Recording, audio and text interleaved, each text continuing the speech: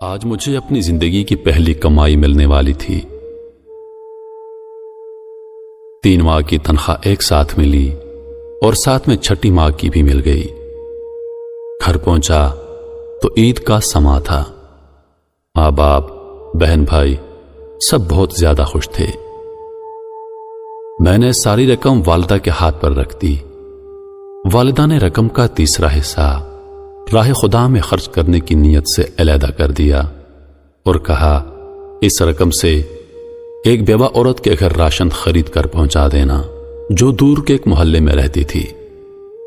میں اسی وقت گیا اور راشن خرید کر لے آیا۔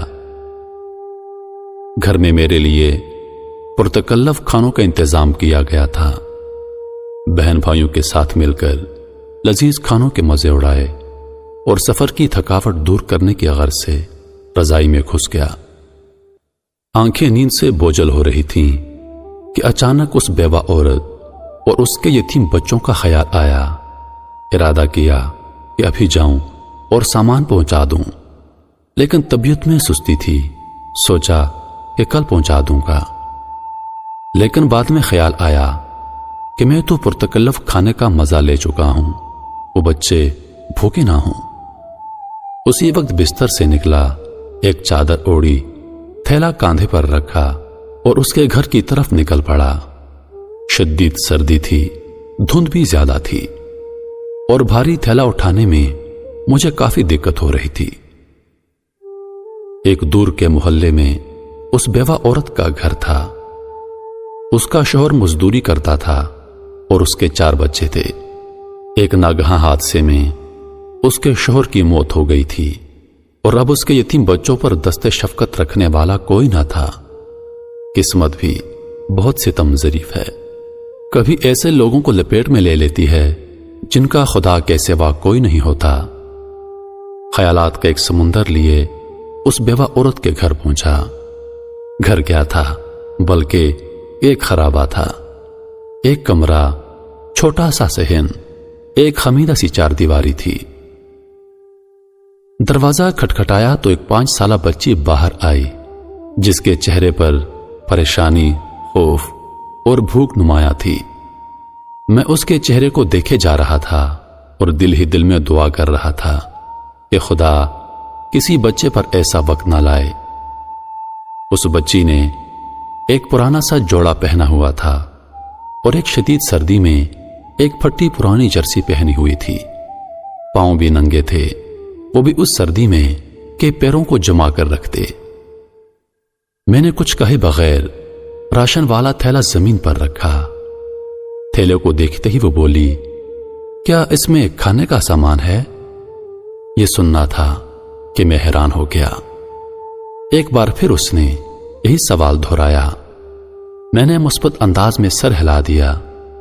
وہ بچی خوشی کے مارے چیختی چلاتی ماں کی طرف بھاگی اور یہ کہے جا رہی تھی، امی فرشتہ آ گیا، امی فرشتہ آ گیا۔ اور پھر 2 اور چھوٹے چھوٹے بچے خوشی کے مارے دروازے پر دوڑے چلے آئے، کبھی مجھے دیکھتے اور کبھی اس تھیلے کو، اور خوشی سے لوٹ پوٹ ہو رہے تھے۔ میری آنکھوں سے آنسو آ گئے، ہونٹ کپکپا رہے تھے اور جسم پر ایک سرد لہر سی دوڑ رہی تھی۔ خدایا، یہ کیا ماجرا ہے؟ کیوں یہ بچے مجھ گناہگار کو فرشتہ سمجھ بیٹھے ہیں؟ انہی سوچوں میں گم تھا کہ ایک خاتون جو ان کی ماں تھی، وہ دروازے پر آئی اور دھیمی آواز میں کہنے لگی، میرے بچے 2 دن سے بھوکے تھے۔ غیرت گوارا نہیں کرتی تھی کہ کسی کے آگے ہاتھ پھیلاؤں۔ میرے مرحوم شوہر بھی محنت مزدوری کرتے تھے، مگر کبھی کسی کے آگے ہاتھ نہیں پھیلایا۔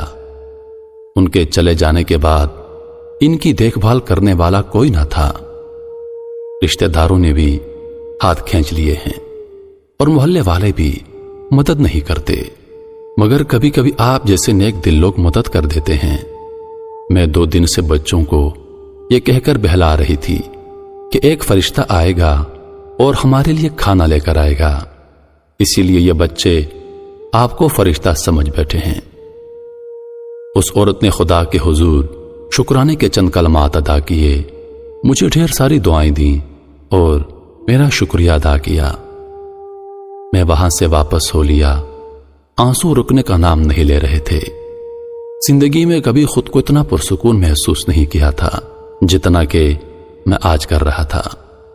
اندازہ لگایا کہ ایک بے بس انسان کی مدد کرنے سے جو روحانی سکون ملتا ہے وہ کسی اور کام میں نہیں۔